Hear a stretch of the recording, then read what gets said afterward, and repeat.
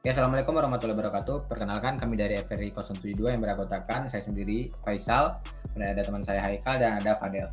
Jadi pada kesempatan kali ini kami akan menjelaskan mengenai final report REDMI. Kita lihat saja ke latar belakang dan pengertian dari CPNF.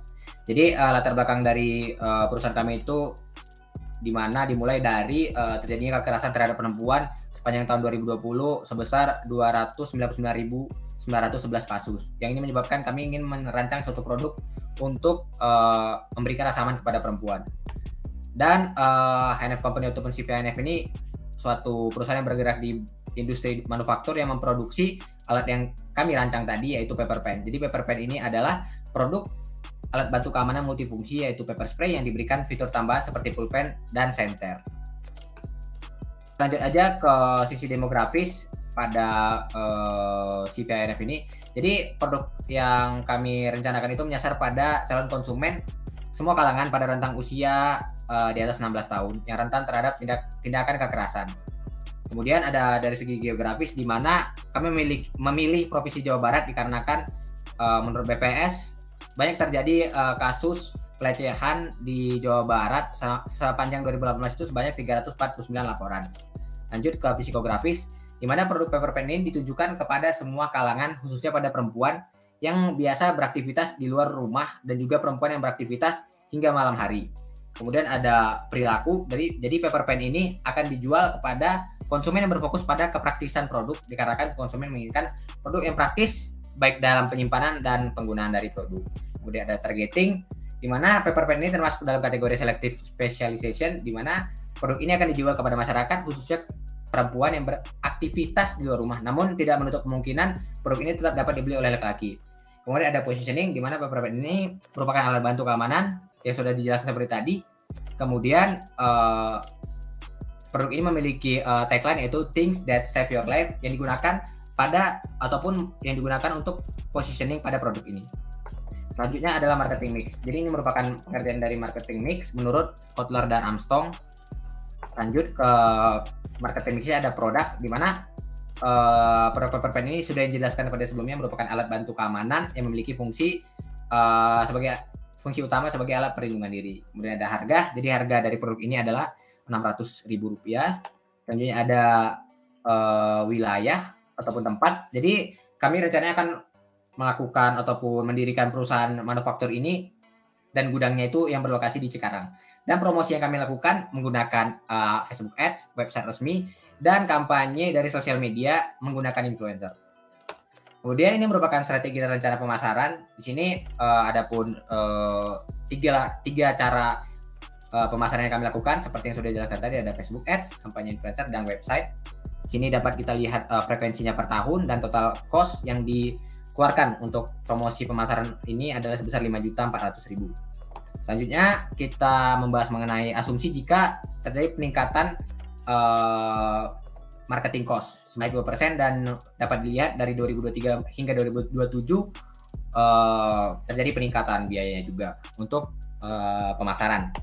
Selanjutnya di sini yang merupakan demand forecasting. Jadi dapat dilihat di sini demand, setelah dilakukan demand forecasting dapat disimpulkan kita mendapatkan 6.035. Dan di sini juga ada jika terjadi peningkatan seperti dari 2023 hingga 2028. Sini juga kita memperkirakan jika terjadi peningkatan produksi dari 2023 hingga 2028. Lanjut ke perencanaan sumber daya manusia. Jadi dapat dilihat di sini ini merupakan pengertian perencanaan sumber daya manusia menurut Berelson dan G.A. Steiner.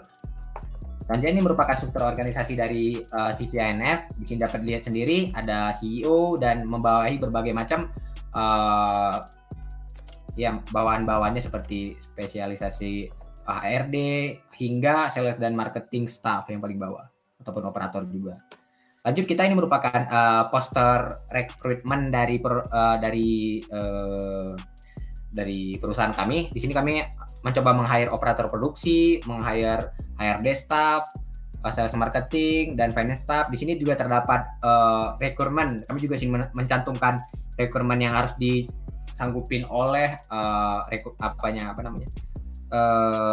SDM yang akan direkrut. Di sini juga kami mencantumkan nomor telepon ataupun kontak dan juga di mana men-submit CV. Selanjutnya ini merupakan flow dari ataupun proses dari rekrutasi ataupun rekrutmen dari perusahaan CV HNF ini. Dapat dilihat di bagian kiri, di situ merupakan flow-nya dimulai dari start, yaitu pengajuan berkas rekrutasi ke perusahaan hingga penempatan divisi dan training. Dan begitu juga bagian tengah dan bagian kanan memiliki flow-nya masing-masing. Seperti yang bagian kiri itu contoh flow rekrutmen untuk operator. Kita lanjut. Jadi ini merupakan total cost dari rekrutmen yang dilakukan. Contoh yang paling atas itu merupakan contoh dari direct labor, ataupun kita itu mau nge-hire direct labor itu atau rekrutmennya itu biayanya itu ada di perhitungan ini, dari direct labor, indirect labor hingga executive labor. Situ dapat dilihat sendiri biayanya. Oke, selanjutnya akan dijelaskan oleh teman saya Haikal.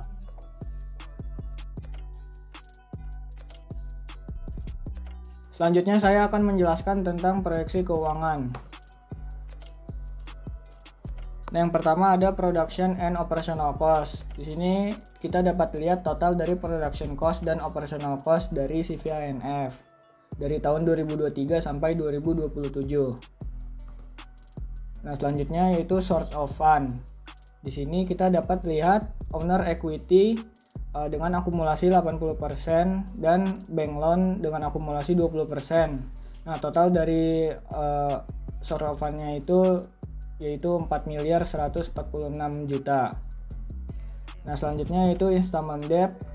Di sini kita dapat lihat remaining debt dari tahun ke-0 sampai ke-5, lalu total principal installment dari tahun ke-0 sampai ke-5 juga, dan total interest expense dari tahun ke-0 sampai ke-5, dan total installment dari tahun ke-0 sampai ke-5.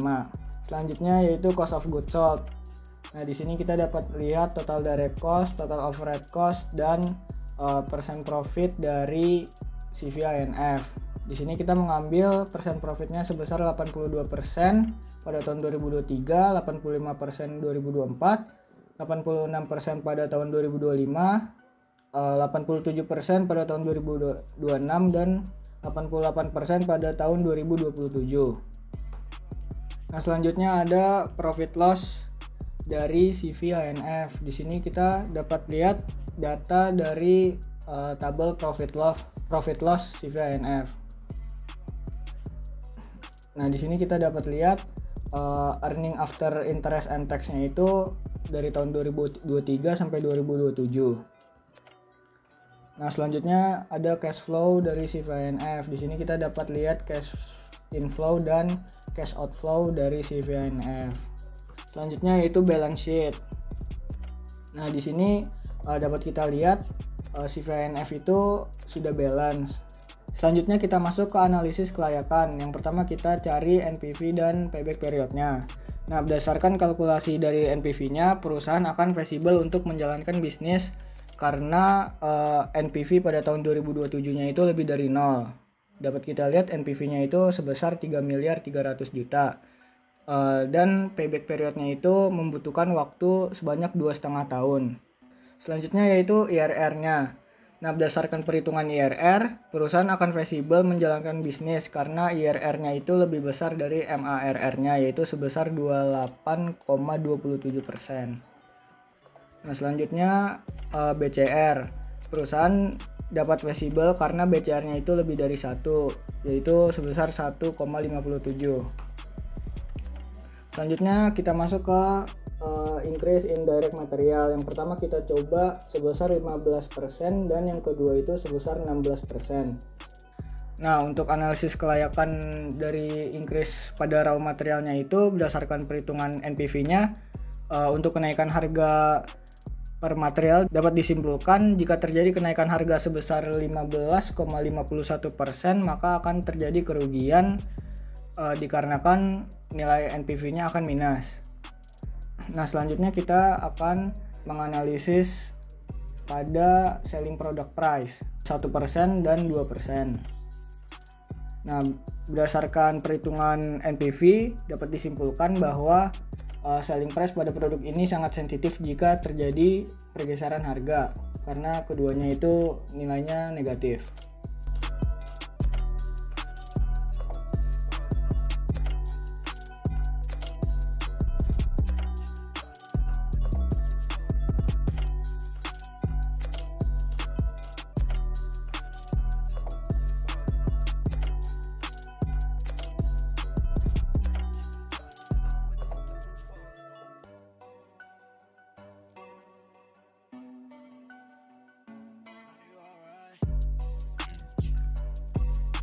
Oke, selanjutnya kita ke final report PFT. Oke, di sini saya akan membahas mengenai jarak antar supplier dengan lokasi. Di sini terdapat company A ataupun lokasi company pertama dengan supplier 1. Di sini dapat dilihat sendiri jaraknya seperti 40,11 kilo, company A ke supplier 2 85 kilo dan lain sebagainya. Di sini juga kita melakukan pemilihan lokasi dengan faktor rating. Jadi kita tuh memilih lokasi tidak sembarangan ya.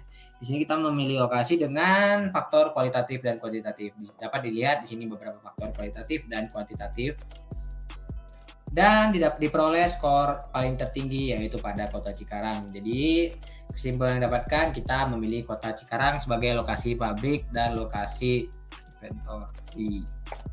Oke, ini merupakan routing sheet yang tujuannya untuk menentukan jumlah total aktual mesin require. Jadi setelah kita melakukan perhitungan, kita mendapatkan total aktual mesin require sebanyak 14 unit. Dan di sini merupakan stacking maksimum. Jadi di sini dapat dilihat di sini dapat kita lihat di sini dilakukan kalkulasi mengenai stacking maksimum. Jadi dapat dilihat di sini stacking antara suatu tempat ke tempat lainnya seperti 2, 6 sampai dengan ada 260, ada yang sampai 3000 dan lain sebagainya. Dan untuk yang sebelah kanan merupakan data unit lot atau perhitungan unit lot, tapi dapat dilihat juga di sini merupakan stackingnya seperti dari GBU ke pulpen ke A sebanyak 1114. Oke, kita lanjut ke jumlah MAH yang terpilih. Jadi jumlah MAH yang terpilih adalah material handlingnya seperti troli. Jadi dengan dimensi dapat lihat di sini ada dimensinya dan dapat lihat juga untuk beratnya seperti 40 kilo. Di sini juga dapat lihat source dari material handling yang dipilih ini ataupun troli yang dipilih.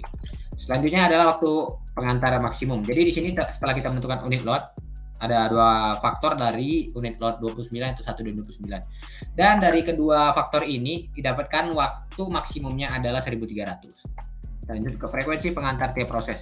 Jadi ini merupakan frekuensi pengantar tiap proses. Jadi antara perpindahan suatu ataupun pengantaran menggunakan MAH itu dapat dilihat dari from to-nya. Di sini dapat dilihat beberapa aspek seperti stacking maksimum, lot size, prepare unit, select unit load, hingga total maksimum unit load dan frekuensinya. Oke, selanjutnya akan dijelaskan oleh teman saya Haikal. Nah, selanjutnya saya akan menjelaskan luas daerah initial layout dari CV ANF. Di sini kita dapat lihat total area dari facility yang ada di CV ANF seperti mesin molding, mesin ink refill, mesin drilling, meja assembly, meja inspeksi, meja packaging, area receiving, area GBBU, area GBBP, warehouse dan area shipping yaitu sebesar 634 meter persegi. Nah, selanjutnya yaitu office dimension. Di sini kita dapat lihat total dari area office pada CV ANF seperti CEO dan employee room, meeting room, living room, dan kitchen. Nah, total office areanya itu sebesar 206 meter persegi. Nah, selanjutnya adalah FTC dari CV ANF. Nah, dapat kita lihat total dari FTC cost dari CV ANF yaitu sebesar 229.962. Nah, selanjutnya yaitu initial layout setelah ARC. Nah, berikut merupakan initial layoutnya.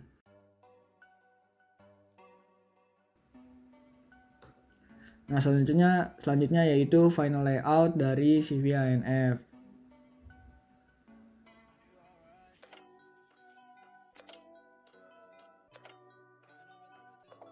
Selanjutnya saya akan menampilkan video final layout menggunakan aplikasi SketchUp.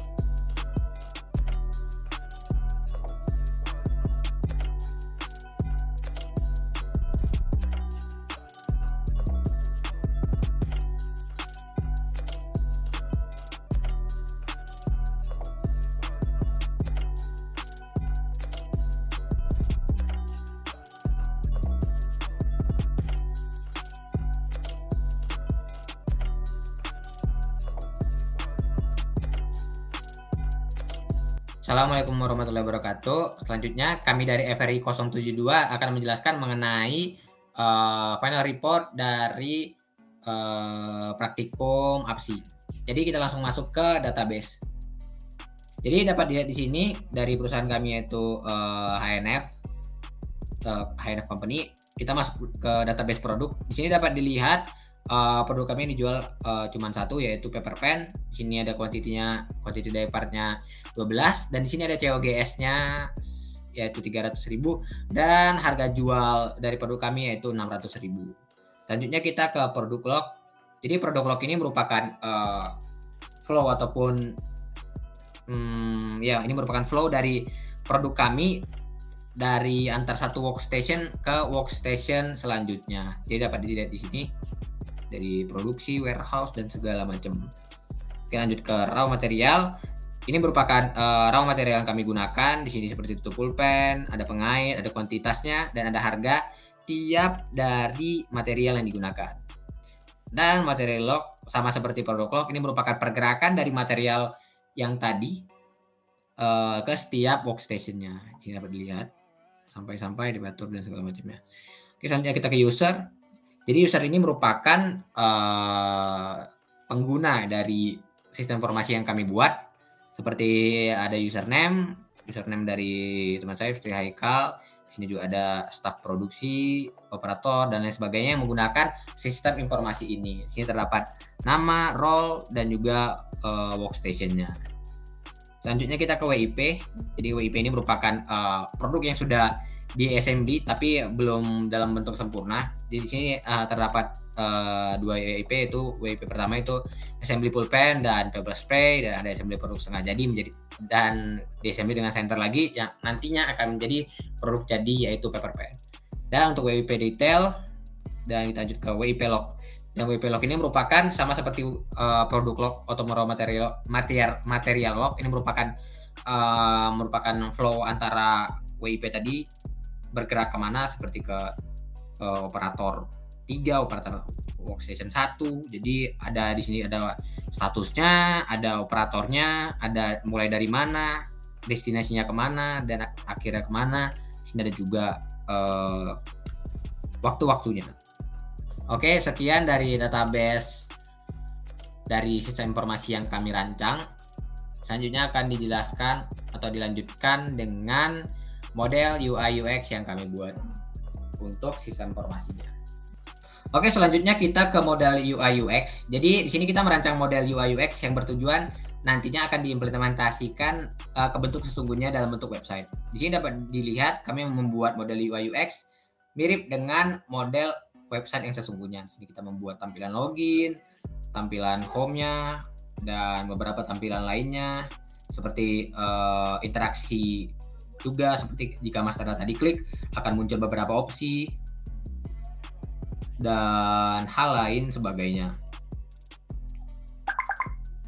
Udah, lanjut dulu ya. Ya, di sini kita pastinya merancang UI UX-nya dengan semirip mungkin ataupun sebaik mungkin, yang bertujuan untuk membuat sistem informasi yang kita buat nanti mendapat arahan dengan baik. Jadi nanti kita akan melakukan codingan menggunakan aplikasi yang bertujuan untuk membuat websitenya secara real ataupun nyata. Tidak hanya model UI UX, tapi suatu website fungsional yang dapat digunakan. Oke, sekian yang mungkin bisa disampaikan mengenai model UI UX. Akan dilanjutkan ke website real yang sudah dilakukan codingan.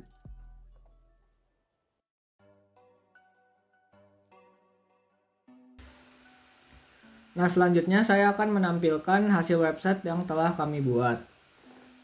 Nah, pada bagian pertama ini adalah login page. Nah, selanjutnya ini merupakan homepage dari website yang telah kami buat. Nah, pada homepage ini terdapat menu home, master data, production, dan report. Pada master data terdapat 3 page, yaitu produk, WIP, dan raw material. Nah, pada production terdapat product arrival, product departure, raw material arrival, dan raw material departure. Nah, pada bagian report terdapat production rate, defect, dan accounting. Nah, pertama kita dapat ke master data lalu produk. Nah, pada produk ini terdapat produk yang kita akan buat yaitu paper pen dengan quantity 12 dan cost of goods sold-nya 300.000 dan selling price-nya adalah 600.000. Nah, apabila kita ingin menambah produk, maka tinggal menekan add product.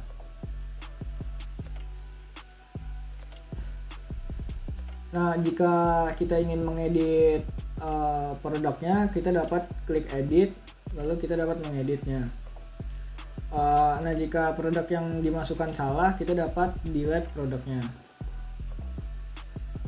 Nah, selanjutnya kita ke work in process. Nah, pada work in process ini terdapat dua, yaitu assembly pulpen dan assembly pulpen plus paper spray dan assembly produk setengah jadi plus center.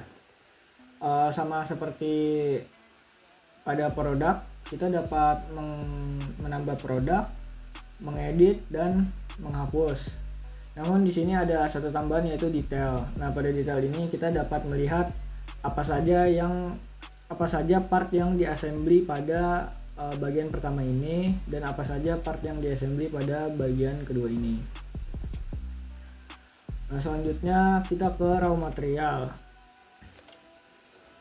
Nah, pada raw material ini terdapat 12 material untuk membuat produk kita, yaitu paper pen. Sama seperti sebelumnya, kita dapat menambah produk, mengedit, dan menghapus produknya. Nah, selanjutnya kita ke menu production lalu product arrival. Nah, pada product arrival ini kita dapat mengisi produk dan quantity. Selanjutnya kita ke produk departure. Pada produk departure ini sama seperti sebelumnya, kita dapat mengisi produk dan quantity yang datang. Nah, selanjutnya kita ke raw material arrival. Pada raw material arrival ini kita dapat mengisi material dan quantity dari produk. Selanjutnya kita ke raw material departure. Nah, pada raw material departure ini sedikit berbeda. Di sini ada tambahan destination. Nah, selanjutnya kita ke menu report, ke production rate. Nah, pada production rate ini kita dapat mengisi produk dan report date. Saya contohkan.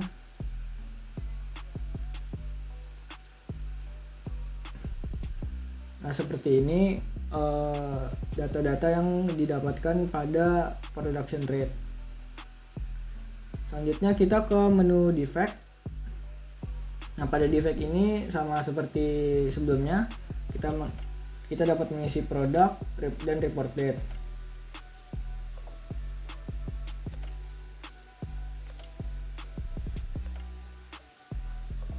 Nah, ini adalah hasil dari defect. Contohnya pada workstation 1 terdapat defect 1 produk, pada workstation 2 tidak terdapat defect, dan pada workstation 3 terdapat defect 7 produk. Nah, selanjutnya pada bagian accounting. Nah, pada bagian accounting kita dapat melihat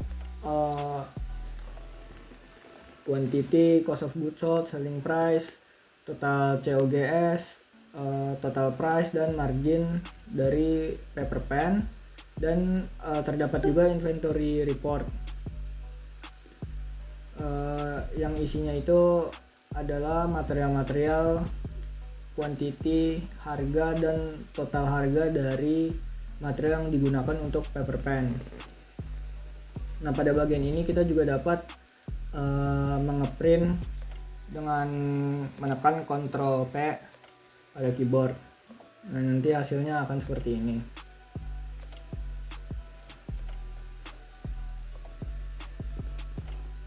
Nah, mungkin sekian saja penjelasan presentasi dari FRI 072. Kurang lebihnya mohon maaf. Wassalamualaikum warahmatullahi wabarakatuh.